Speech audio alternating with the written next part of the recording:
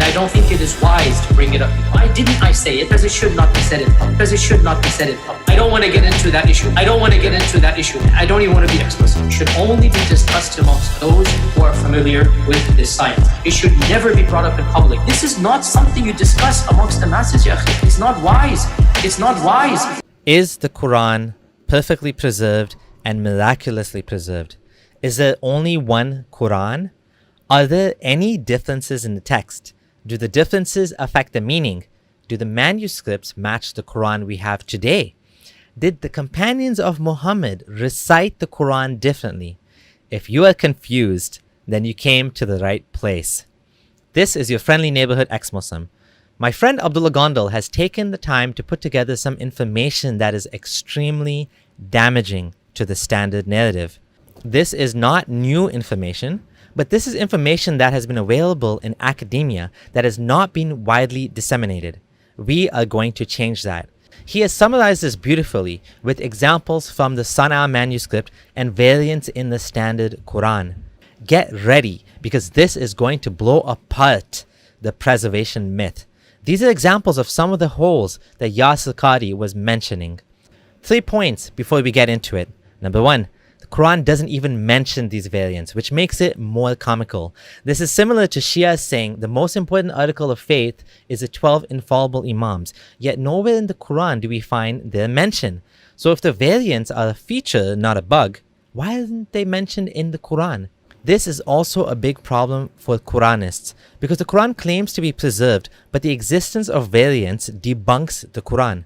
The hadith of 7 ahruf is the only saving grace. Number 2, the common response by Muslim apologists is that these variants are different tribal dialects that Allah revealed them in to make it easier for them.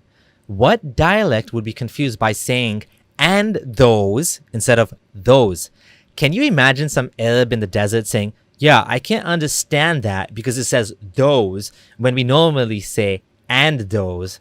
There's absolutely no way different tribal dialects are required to either exclude or include things like a wow or a huwa, meaning and or he.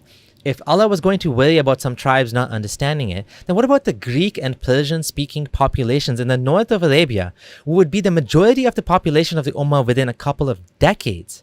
Perhaps Allah should have revealed a Greek and Persian ahruf also? Number 3, was it really worth it for Allah to go to such lengths to reveal the Quran in several ahruf for the sake of the Benu this and that, but then cause such controversy and even fighting later on for the next 1400 years? Let's look at some of the variants found in the lower text of the Sana'a palimpsest, an alleged companion codex hidden under the Uthmanic text. The scholar Marjan van Putten has stated that Asma Hilali is wrong and nobody else follows her in the idea that Sana'a manuscripts were a student copy. He wrote, the Sana'a palimpsest absolutely is a Quran. Asma Hilali is wrong about this. I don't think anyone else follows her in this idea. From here on, Sana'a will be used to refer to the lower text of the palimpsest. Of particular interest is the omission of the word sadaqah, which translates to charity. The standard text offers you 3 ways to fulfill the compensation. A. Fasting for 3 days. B. Sadaqah. C. Animal sacrifice. But the sadaqah option does not exist in the lower text. That has many theological implications. We also notice the omission of the word your heads in the Sana'a text, which could raise the question of whether other bodily hair needs to be shaved.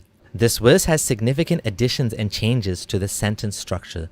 The words light and guidance are switched in order. Nabiyun is changed with anbiya.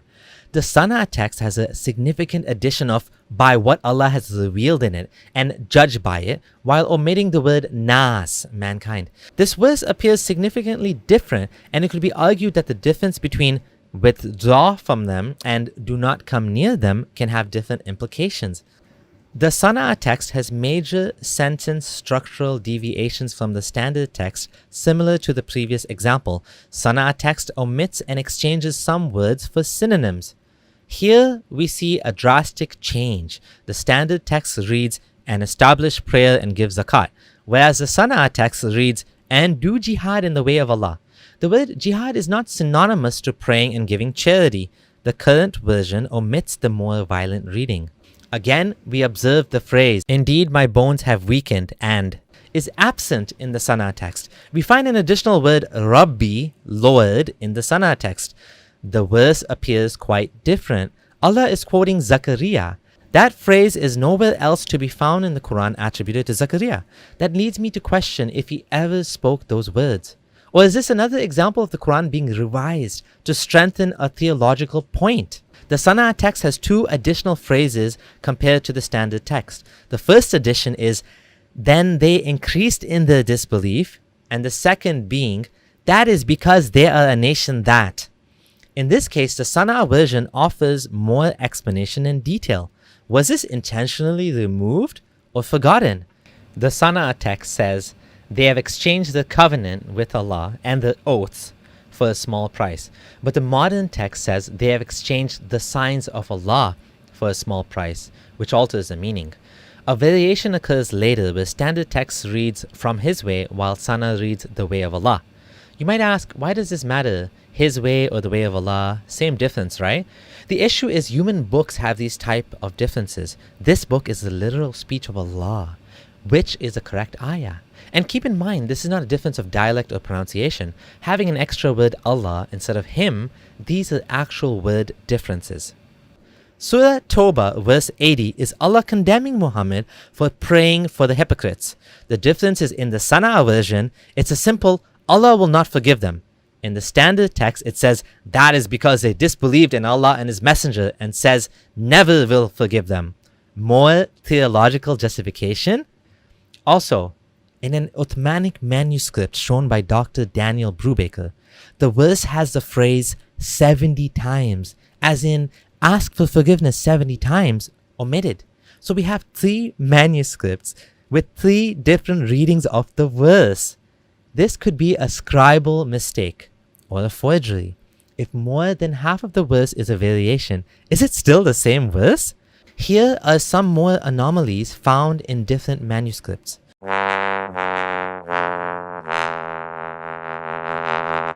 Now let's put aside the manuscripts and shift our focus to modern Qurans. Do all the modern Quran variants have identical text? Do all the agreed upon variants that we see affect the meaning? In this example, the difference may seem minor, but it divided the Shias and Sunni. In the predominant Hafs reading, we find the word al-julakum, but in the Susi reading, we find al-julikum. The difference renders Hafs to mean wash your feet, while Susi says wipe your heads and your feet. So do we wipe or wash our feet during ablution? The verse talks about compensation for missing a fast. The Hafs reading is ta'amu miskin, while Warsh is ta'ami masakin. Singular turns to plural. According to Hafs, you feed a poor person, while Warsh says poor people. Do we feed one poor person or many people? One missed fast equates to one poor person, or someone can miss 10 fasts and feed only 3 people and the compensation is valid. Here we see Qala versus Qul. Hafs reads Qul, which implies Allah commanded Muhammad to say the following words, while Warsh reads Qala, meaning said, which implies Allah is quoting Muhammad's words. So did Allah quote Muhammad to say it, or Muhammad said it and Allah quoted him? I hope you realize the theological implications. There's a huge difference here. This specific variant is a common occurrence. We are not done yet. Here are a few dozen variants in the modern Quran with special commentary from Yasir Qadi. That the standard narrative,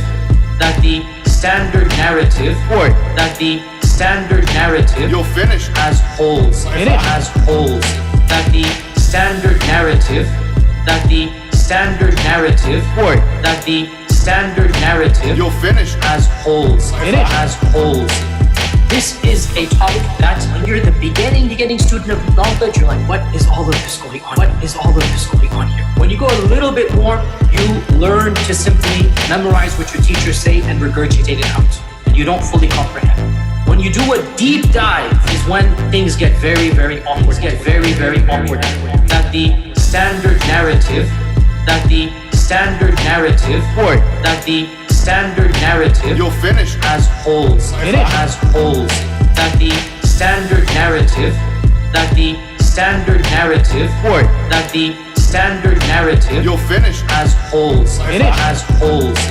And I don't think it is wise. In conclusion, the reasons given by Muslim scholars as to why there are variants don't make any sense. The Quran itself doesn't even mention variants. The type of variants we find wouldn't fall under dialects. They are clearly interpolations, omissions, and insertions that reflect transmission and scribal errors and have nothing to do with divinely revealed options for some tribe. The Quran is not preserved. The cat is out of the bag and it's too late to undo the damage. Thanks for watching. Please consider supporting me on Patreon or joining the channel below. We don't have a large support network that allows us to put time and money into this. The money you send will be used to continue supporting the work that we are doing and grow the channel. I'd love to do this full time one day. And a special thanks to Abdullah Gondal for taking days of his time to put together all of this text and make this presentation. We hope that these slides will help you to see that the Quran was actually not preserved. If you're a Muslim, this might be scary for you to realize that what you were sold is a lie. You might be feeling confused or even angry. This is okay. Be brave and face your doubts. Keep learning, and I am confident you will find your way through Islam. This is your friendly neighborhood ex-Muslim Abdullah Samir signing out.